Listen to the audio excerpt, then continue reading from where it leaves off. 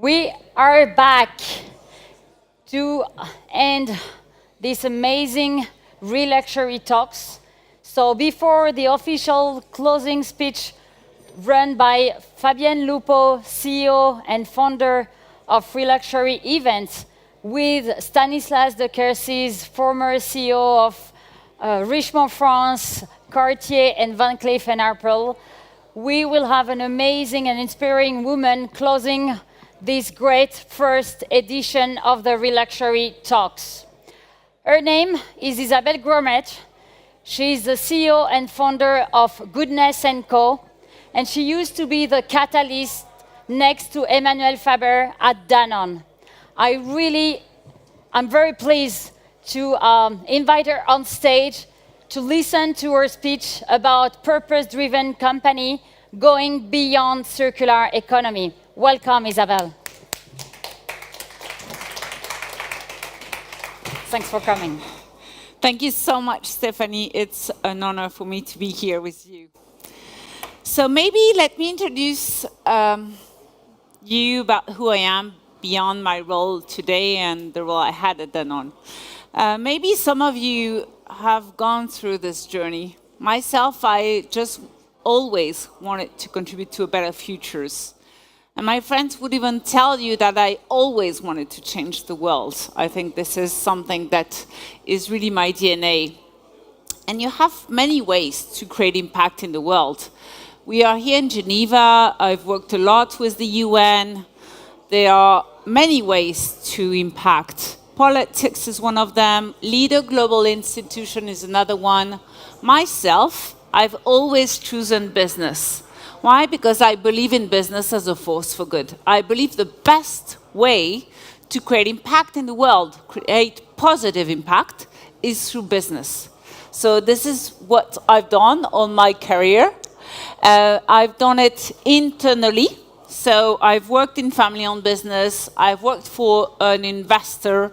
And then in the last 10 years, I've led the transformation of Danone as the catalyst on One Planet, One Health. And a couple of years ago, I realized how much we were at a tipping point. How much the world was really shifting. And this was just before COVID. I was realizing that really we were at a tipping point where companies had to demonstrate their contribution to society. And that, in fact, only companies with a positive impact would thrive. Why? Because they would be chosen. In the previous panel, you had a lady saying that her wish would be for consumers to better consume. Well, I will take you through a couple numbers, but the reality is that it is shifting. Whether you're talking about people are the same, whether they are consumers, employees, partners, investors, they are people.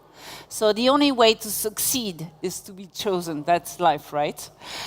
So this is why I decided to not only serve one leader as Emmanuel Faber, but to found Goodness & Co. to serve the leaders that dare to be at the forefront, to change the rules of the game, and that were ready to shift from words to action.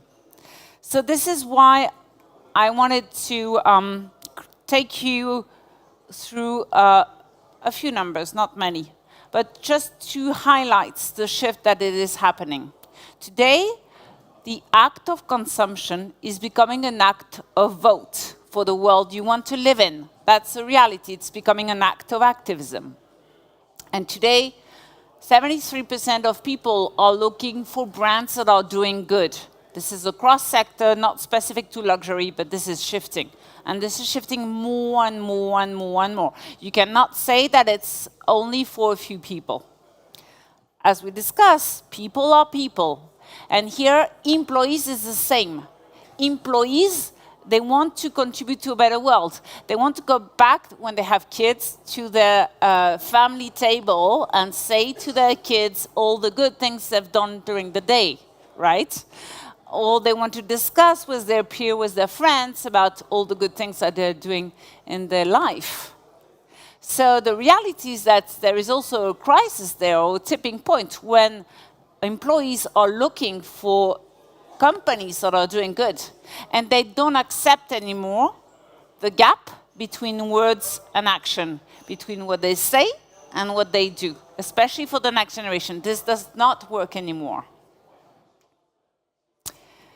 When we look at investors, I don't know how familiar you are together on the ESG norms, but this is shifting also big time with new regulation in Europe, in the US, where companies, not just the largest one on the stock exchange market, but more broadly, will have to report on their contribution, their KPI, their commitment, their action on ESG, environmental, social, and governance dimension. So this is also shifting.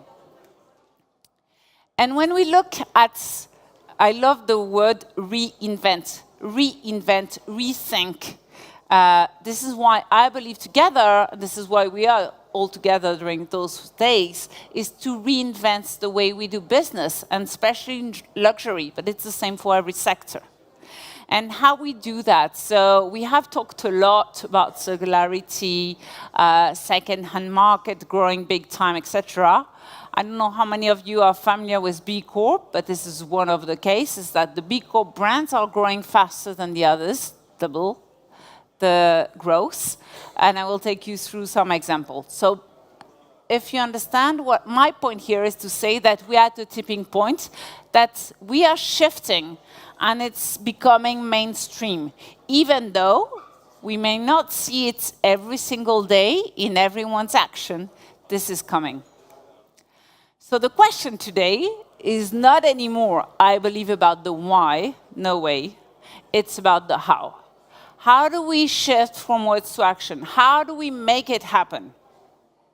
How?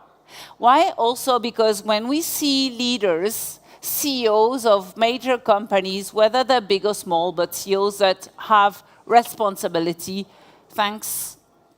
they are all conscious. They have no other choice than to build more value creation for all. So those CEOs, the question that they raise is not anymore about should I go yes or no, is how can I go, and how can I go the best way without taking too much risk, and how can I build sustainable business for the next generation, for my clients, for my partners, for my investors, etc. So what I'm going to do is that I believe there is no magic bullet, sorry, there is not the big wow moment, but there are a few things. And I'm going to take you through examples because I like the reality of things. So I'm going to give you a dozen of examples about what I've seen that inspired me in various paths, but that all lead to the same journey, which is how business can be a force for good. So are you with me? So the first one is defining your North Star. If you are sailing, we are next to the lake. If you are sailing and there is a huge storm, if you don't know where to go, there is a mess. And we also today, and in the stock exchange market, it's kind of blurry, right? So if you don't have a compass, if you don't know where to go, you're going to land nowhere. That's my conviction. So the first thing to do is to define your purpose as a North Star. But not just a purpose that would be a baseline on behind a logo or whatever. That's fine, but that's not sufficient. This is the example of Patagonia that you may all know, I hope. Their purpose is we are in business to save our home planet. This is very engaging, of course. But what is really key is to have your purpose that is as a compass, but as a compass of decision.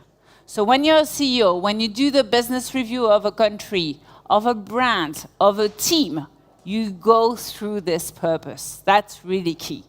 So you need to use it as a compass, and for me also it requires alignment. You cannot look at the way you do your business review, your brand review, your investment planning, and incentivize your team. You need to have an alignment in the way you look at things, and that's really key. And here, I love also I don't know if you remember that, don't buy this jackets, which the first ad was many, many, many years ago, in 2011 in the New York Times, when they were the first one to really use their brand as an act of vote to encourage repairing, and this was a big front runner for all of us. The second one is Chloe. And I'm a big fan of B Corp. Last week, I was nominated one of the stewards of the B4 Good Leaders movement. We aim to build a movement of 30,000 leaders around the world that are eager to build a regenerative economy. And why B Corp is key? I think that it's one of the path, one of the journey. It's not the only one, but B Corp is a movement of entrepreneurs that are convinced that we need to shift from a shareholder to a stakeholder approach. So basically, you assess, not just as you regularly assess your business on a P&L basis. That's not sufficient. That's not enough. You assess your business with the BIA, which is a business impact assessment. So it's a reference with 200 questions, basically. And you look at it, and you look at your impact on your clients, on your employees, on the planet, on the communities you serve. And based on that, you see if you rank roughly 80 points, you can become a B Corp. So it's a certification, but it's a certification of companies that are eager to be a force for good. And here, you may not know the team, but this is something that Riccardo Bellini, the CEO, is very eager to really build a new model for Chloé and also be a front runner for the economy, I believe. DAVINES. That's another one. That's another path. It's not a B Corp. It's a benefit corporation. So benefit corporation, we're not far from France. In France, we call it entreprise à mission. And it's come also from the US. It's basically a specific legal status that encourages companies to integrate purpose in the way they behave. And this is why, the reason why behind is that governments realized in the last years that businesses could help them achieve better impact in society. Because when you provide law, it's great, but shifting behaviors is not so easy. And shifting the role also. And so governments have been understanding the key role of companies and businesses in positive impact. So this is why, for instance, in Italy, DAVINES became, in 2019, an entreprise à mission, or benefit corporation. What does it say? It says two things.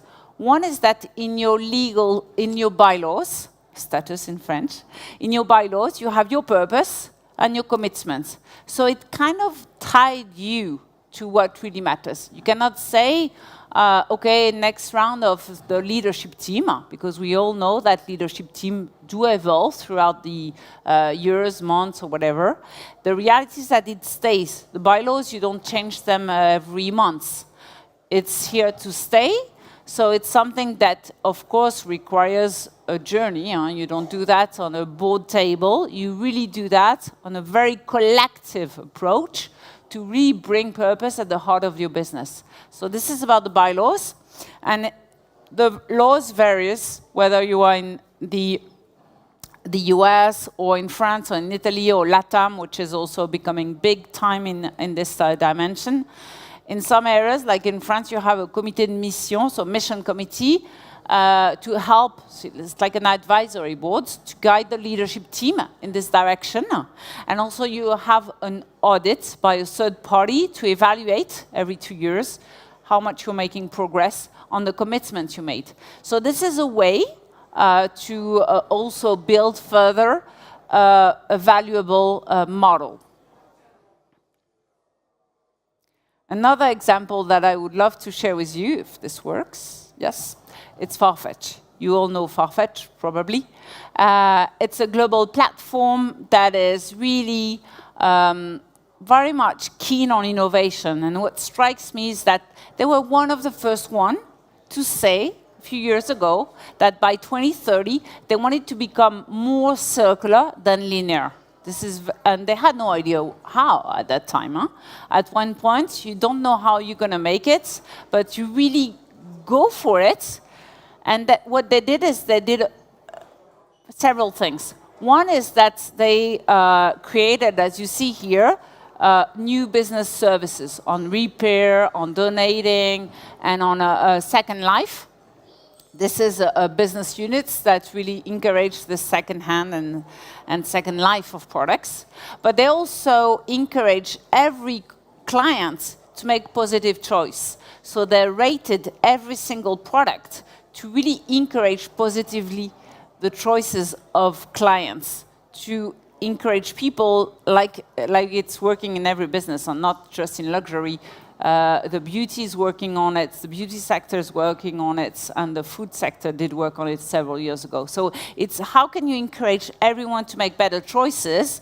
And the good thing about Farfetch is that for the one that know the CEO, José, he always matches that. Every single action is matched with the growth. So it's not something nice to do, but it shows that it's really helping the growth to become more sustainable, and this is the future of the markets. Mulberry, another one that we know quite well, with the CEO Thierry Andretta that implemented a program made to last a few years ago. So his willingness is really to work on two things. One is on, as a lot of luxury brands, to work on second life of products, second hand of products. So he launched this during COVID time, restored 10,000 bags, and also acquired to resell more than 2,500 bags during that time of COVID. But it's just the beginning. But it's here to show that brands are conscious and willing to really reinvent their model for better futures. L'Oréal, not directly in luxury, but in the area where I believe there is no sustainable business when there is no diversity and inclusion. This is not an option from my perspective. And there is a long way still in some companies. Here, L'Oréal, for me, is one of the inspiration case. Why? Not just because of its purpose to create the beauties that moves the world, no. Because they have a strong commitment on diversity and inclusion in many areas. One of them being having women, for instance, in the executive team. And today, when you go to L'Oréal and when you see 59% of the executive team around the world is women. And there is no gender pay gap, which is very rare in a company. So they're already there, it took them years. And also they not just talk and do things for them, they also use their brand as a force for good. Like for instance, you may know the program Stand Up by L'Oréal Paris. It's a program that is partnering with an NGO to really fight against street harassment. Stand Up, so they are really using their brand as a force for good.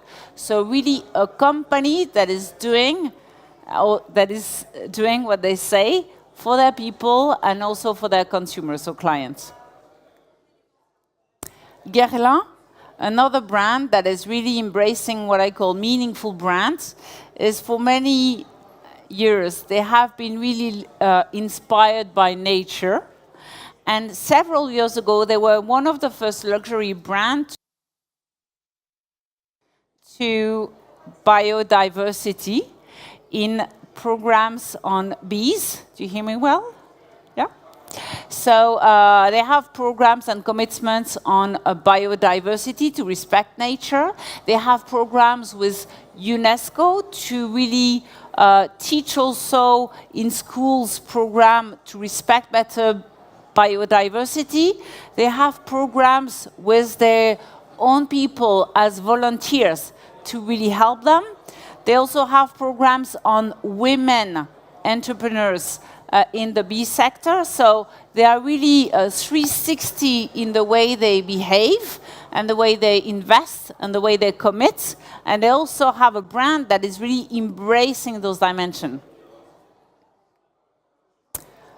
Another area, so another one that I love, and when you look at companies that are doing good, the reality is that I'm not saying it's not easy, but to put a purpose and to define commitments, if you have bright people, which is a lot of times the case, right, in the ExCo, together, it's okay. To move from strategy to implementation, that's another thing. To move from words to action is another thing. What makes the big difference? For me, I've seen that everywhere around the world, is that whether you are able to engage people with heads and hearts will make the big difference. Whether you are able to harness the power of people around you will make the only difference.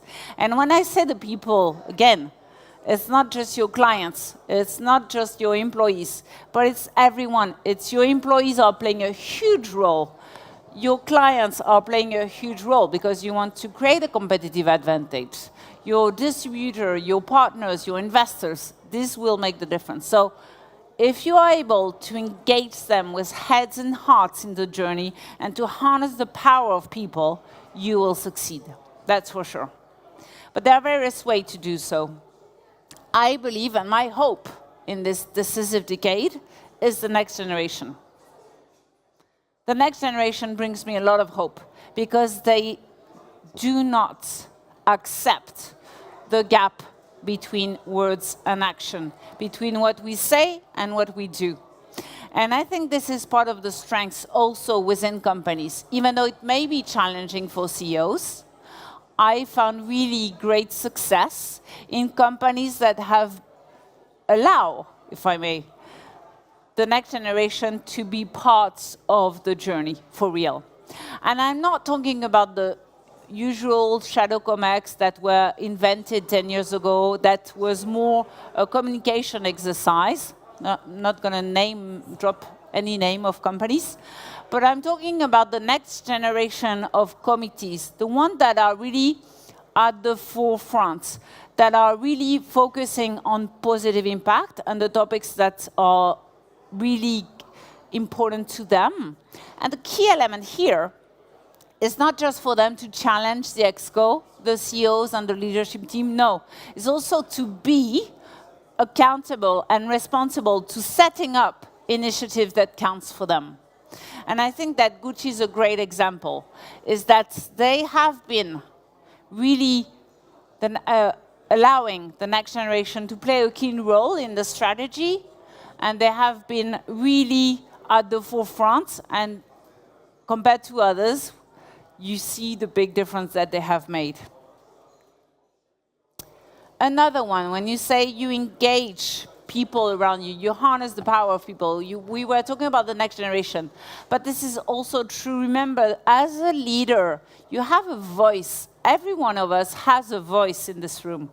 You are able to have a perspective. You should have a perspective. If you want to change the world, you dare, go for it. And especially when you're a CEO, you have the responsibility to lead people with you. And therefore, I took the example of Kering, of course, for the Fashion Pact that was signed in 2019 in Biarritz at the G7. So it's a big movement that was initiated with Macron and Kering at that time, where many companies signed, 30 at that time. Now there are more than 60 in luxury and fashion. And they committed to biodiversity or to many things, for instance, in plastic, to reduce plastic, especially to protect the ocean.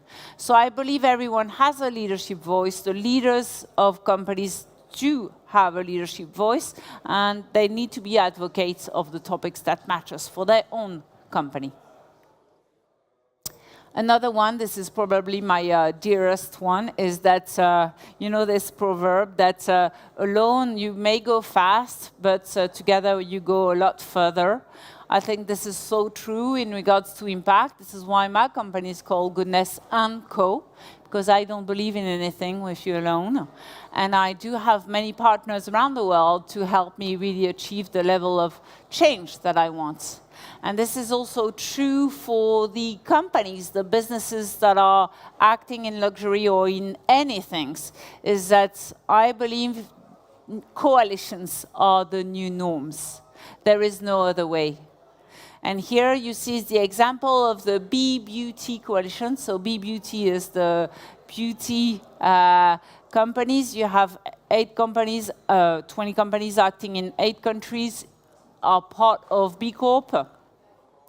That did get together to, you know, sometimes it's just about sharing best practices at the beginning. You know, you need to start somewhere. It's okay.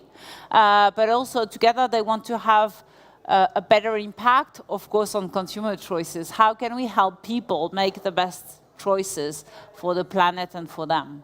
So this is an area where I think that in the coming years, much more welcome. So these are the examples that I wanted to share with you. And this is about my conclusion, is that when we discuss about everything that is happening around the world, I hope that you will understand that I believe that time is now. Time is about action. And this will not happen behind all those organizations. The case that I changed, that I discussed and I shared with you, there are people, there are leaders behind those doors, behind those cases that made this shift happen. Not just the CEO. Of course, I believe that the CEO is a tough job.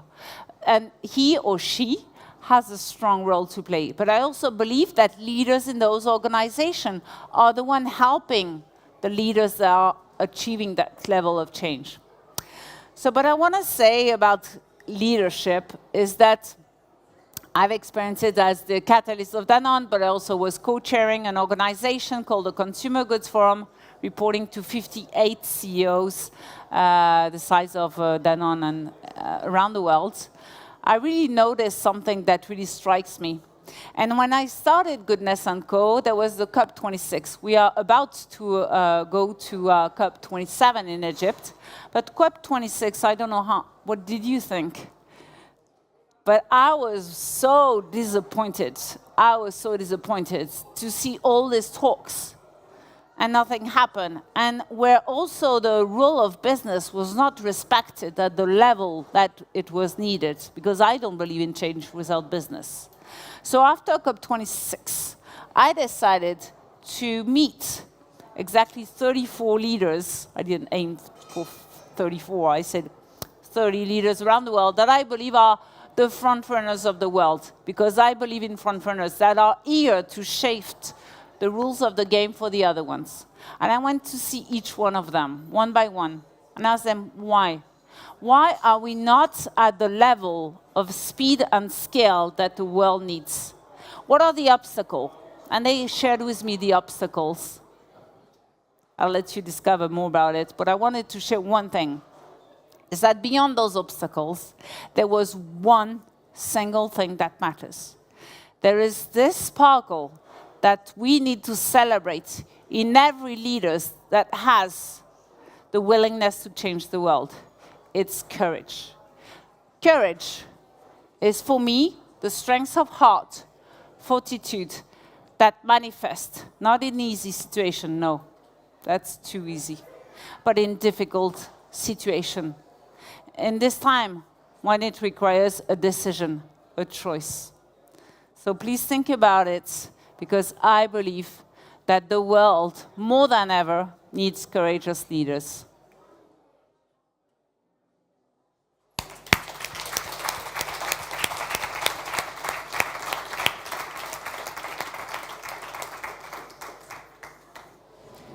Wow, what to say after this amazing talk that doesn't sound stupid, you know?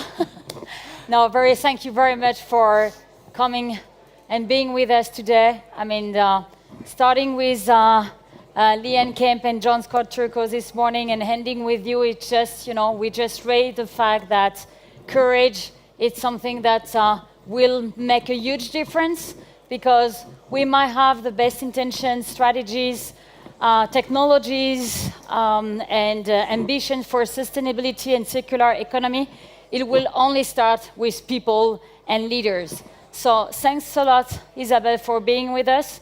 I truly invite you, if you don't have it already, to purchase her book, which is Entreprise Impact, and is here. And on top of that, you can have it signed. So do not hesitate. We will end this amazing edition of Reluxury event and Reluxury talks in a few minutes with Fabienne Lupo and Stanislas de Kersis for the closing of this edition. Just stay with us, and thank you, Isabelle, again for this great talk.